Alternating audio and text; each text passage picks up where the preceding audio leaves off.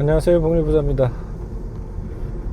오늘 아침에 출근하기 전에 드디어 공장 부지 토지 매입에 대한 잔금을 치루었습니다. 기분이 좀 묘하네요. 온라인 사업만 계속 해오다가 오프라인 사업을 막상 하려고 건물을 올리고 하다 보니까 여러 가지 생각이 좀 듭니다. 최근에 생겼던 노동법 개정안 확대 적용부터 여러 가지 이제 노동법 규제가 점점 사업하기 힘든 쪽으로 지금 흘러가고 있는데, 이 와중에 오프라인에서 직원들을 채용하고 오프라인에서 이제 또 사업을 확장하려고 하니까 여러 가지 또 고민이 되기도 합니다. 오늘 잔금을 치렀는데 전액 현금으로 지불을 했어요. 돈이 수억이 나가니까, 거의 10억 단위가 나가니까 장난이 아니네요. 이번에 잔금을 현금으로 치른 이유는 어느 날 갑자기 저한테 이제 저희 사무실로 찾아왔어요. 은행 지점장이 찾아와가지고 그 지역을 한번 데이터를 보다 보니까 매출액이 크고 그런 기업이 눈에 띄어가지고 방문을 했다 해서 저를 찾아왔더라고요. 그러면서 이제 지점장님이 직접 찾아와서 이제 영업을 뛰길래 이거 뭐지?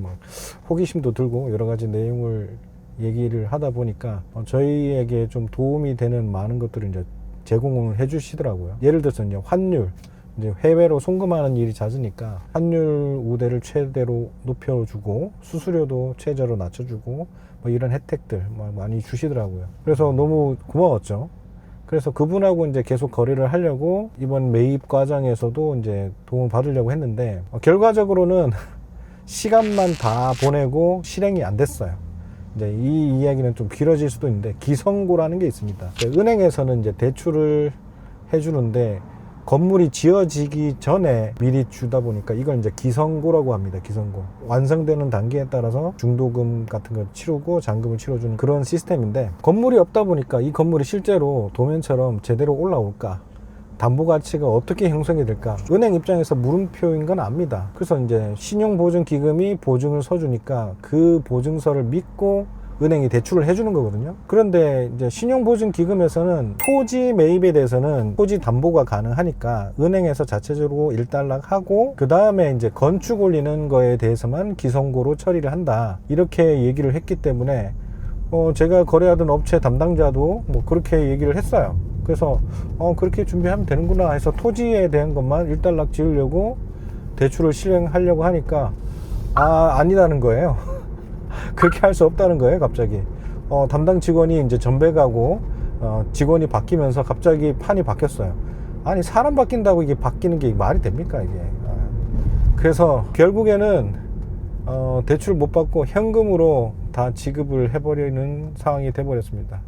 아깝죠. 왜냐하면 은행 이자보다 더 수익률이 좋은데 그 수익률을 포기하고 이쪽에 현금을 넣는 거기 때문에 저로서는 조금은 마이너스적인 요소이긴 하죠. 여러분들이 만약에 뭔가를 한다고 한다면 그들을 다 믿지 마라.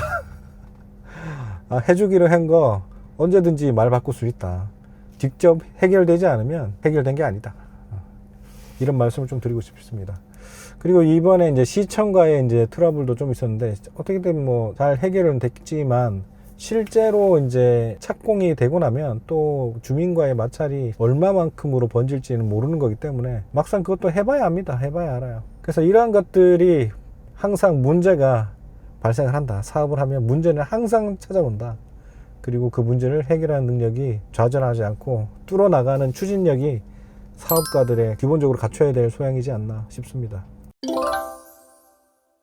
어쨌든 그 호의적으로 다가왔던 그 은행이 실패가 되면서 신용보증기금 부지점장님하고 거래를 좀 하고 있거든요. 그래서 그분한테 좀 부탁을 했죠. 기성고로 토지까지 다 끊어서 해결해 줄 수 있는 은행을 좀 섭외를 해달라 부탁을 했더니 또 찾아왔어요. 또 다른 은행이 찾아왔습니다. 더 좋은 조건으로 찾아왔습니다. 사업을 하던 선택지가 너무 많잖아요. 이걸 해도 되고 저걸 해도 되는데 어떤 걸 선택할 거냐. 근데 그 선택지를 모르면 또 주위 사람들한테 물어보고 도움을 요청하고 또 해결하고 이런 과정인데, 어쨌든 결과적으로는 더 좋은 조건으로 가게 되었습니다.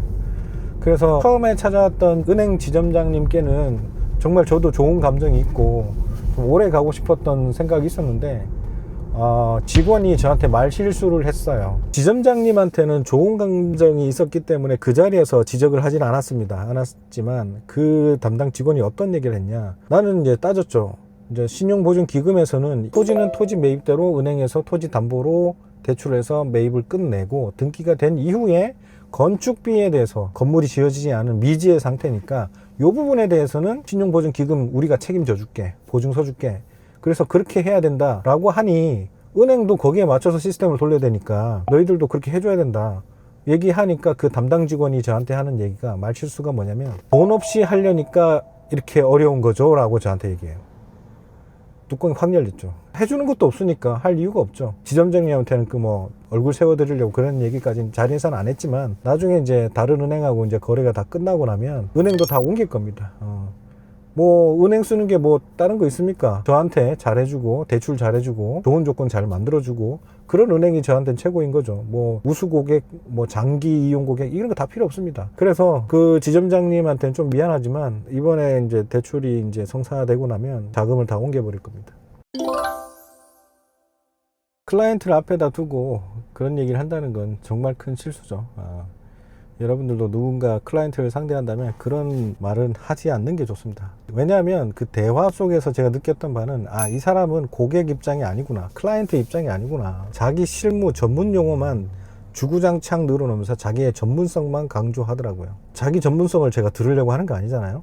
저도 이거 대출 받으면서 계속 공부했거든요. 왜냐하면 이렇게 대출하는 건 저도 처음이고 대출에 대한 용어들도 구조에 대한 것도 저도 잘 모르는데 그런 것들을 하나하나 설명하면서 상대방이 이해할 수 있도록 얘기를 해줘야 되는 거죠. 그게 당연한 건데 이분은 자기의 전문 용어를 막 늘어놓으면서 자기의 전문성만 강조하더라. 이런 것들은 정말 지양해야 될 것 같습니다. 유의하시기 바라고요. 이 부분을 또 한번 또 말씀드리면 온라인 사업을 할 때 상세 페이지 많이 작성을 하시잖아요.